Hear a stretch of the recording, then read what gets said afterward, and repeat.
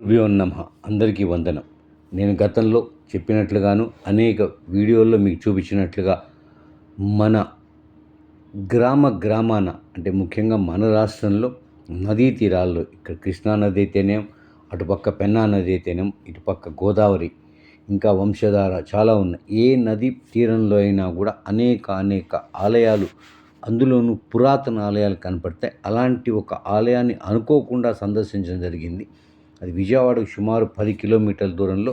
అంటే వారధి దాటి వచ్చిన తర్వాత ఎడం పక్క రోడ్లో మనకి విజయవాడ క్లబ్ ఉంటుంది. ఆ రోడ్లో కొంచెం ముందుకెళ్తే ప్రాతూర్ అని ఒక ఊరు వస్తుంది. ఆ ఊరిలో కృష్ణానది తీరంలోనే, అంటే అటుపక్క కృష్ణుడు ఉంటుంది, మధ్యలో రోడ్డు, ఇటుపక్క ఆలయం. ఒకే ప్రాంగణంలో శివకేశవుల ఆలయాలు ఉన్నాయి. ఈ ఆలయం గురించి నేను సుమారు వివరాలు సేకరించడానికి కనీసం 5-6 సార్లు ఆ దారిలో వెళ్తాం జరిగింది.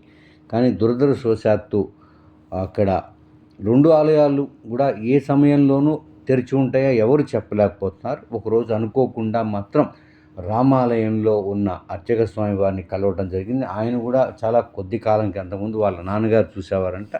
ఆయన గతిచ్చిన తర్వాత నేను చూస్తున్నానని చెప్పారు. కానీ ఆయనకి ఆలయ వివరాలు అయితే ఏమీ తెలియవు.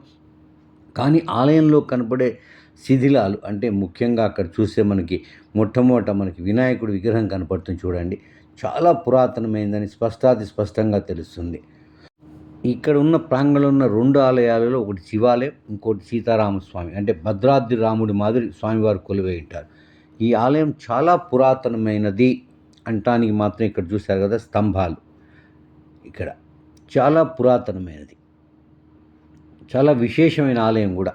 ఈ 2 ఆలయాలకి కూడా తూర్పు ముఖంగా ఉంటాయి. ఒక పక్క ఆగ్నేయంలో, ఒక పక్క ఈశాన్యంలో కళ్యాణ మండపాలు ఉంటాయి. 2 ఆలయాలు విడివిడిగా. చూశారు కదా, ఈ రాయి ఒక స్తంభం మీద పెట్టిన రాయి అన్నమాట. అంటే పురాతన ఆలయం శిథిలమైపోతే తరువాత కాలంలో ఈ ఆలయాల్ని మళ్ళీ పునర్నిర్మించడం జరిగి ఉంటుందని మనకు అనిపిస్తుంది. ఈ నిర్మాణాలని చూస్తే కూడా సుమారు 1000 సంవత్సరాల నాటి నుంచి ఈ ఆలయం ఇక్కడ ఉందని మనకి ఖాయంగా స్పష్టమవుతుంది. ఎందుకంటే అంత పురాతనమైన విగ్రహాలు, పురాతన శైలిలో ఉన్న స్తంభాలు, మిగిలిన విడి భాగాలు కూడా మనకు కనపడుతూ ఉంటాయి. చూశారు కదా, 2 మండపాలు, ఒకటి ఈశాన్యంలో, ఒకటి ఆగ్నేయంలో. ఇక ఈ ఎదురుగా కనపడుతుంది శివాలయం. స్వామివారి పేరు కూడా తెలియదు, ఎందుకంటే అర్చక స్వామి ఎక్కడి నుంచో వచ్చి రోజుకు ఒకసారి ఉదయం దీపారాధన చేసి నివేదన చేసి వెళ్తారంట.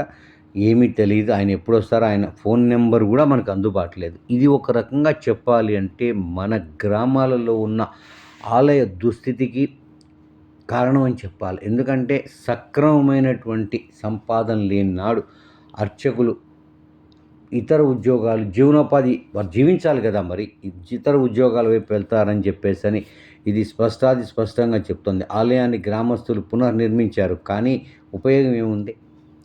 ఆలయానికి ఏ రకమైనటువంటి ఇది జరగడం లేదు. సక్రమైన విధానంలో పూజాధికాలు జరగటం లేదు ఆలయంలో. ఇది చాలా గ్రామాలు, ఇక్కడ ఈ గ్రామంలో చాలా గ్రామాల్లో నేను చూశాను. ఉదయం 9 మూసేస్తారు, మళ్ళీ సాయంత్రం ఇప్పుడు 6 గంటలకు తీస్తారు, మళ్ళీ 7 గంటలకు మూసేస్తారు.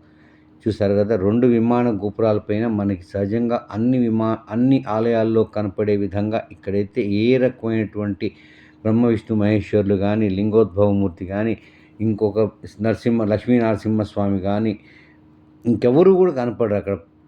అలా ఉత్తనే ఉన్నాయి ఇవి 2. కాకపోతే 2 ఆలయాలకి ఎట్లా కళ్యాణ మండపాలని అలా విడివిడిగా 2 ధ్వజస్తంభాలు కనపడితే ఆలయం చాలా చక్కగా ఉంది. కానీ చెప్పాను కదా, అదే బాధ.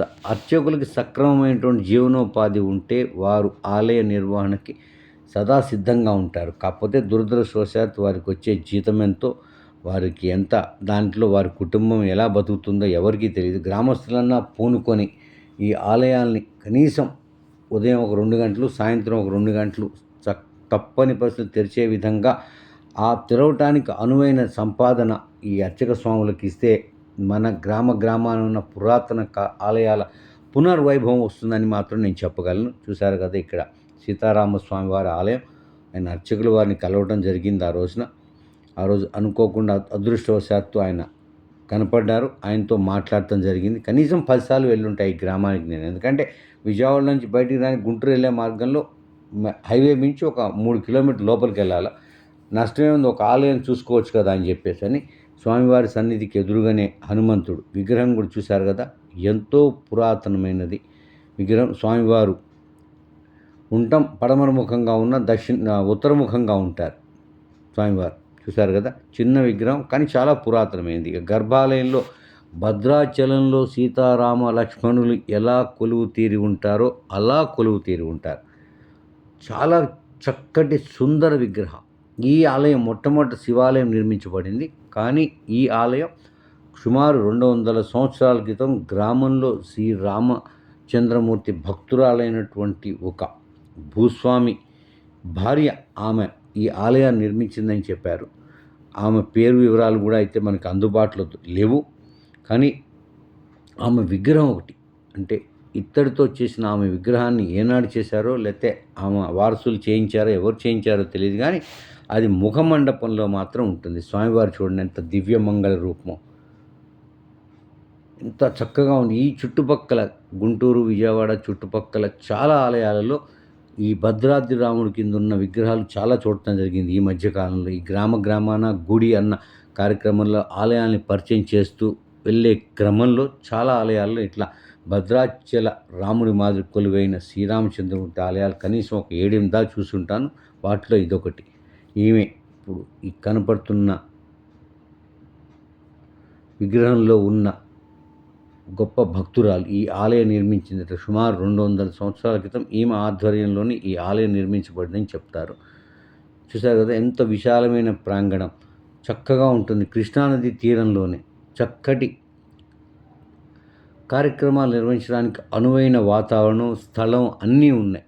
కానీ దురదృష్టం ఆలయం ఏ సమయంలో కూడా తీస్తారు. దీనికి గ్రామస్తులు పూనుకోవాలని వారందరినీ మనస్ఫూర్తిగా చేతులు జోడించి కోరుకుంటున్నాను. గ్రామస్తులు పూనుకొని ఈ ఆలయం నిత్యం పూజలతోటి కడకల్లాడేలా వారంతా చొరవ తీసుకోవాలని కోరుకుంటున్నాను వాళ్ళందరినీ.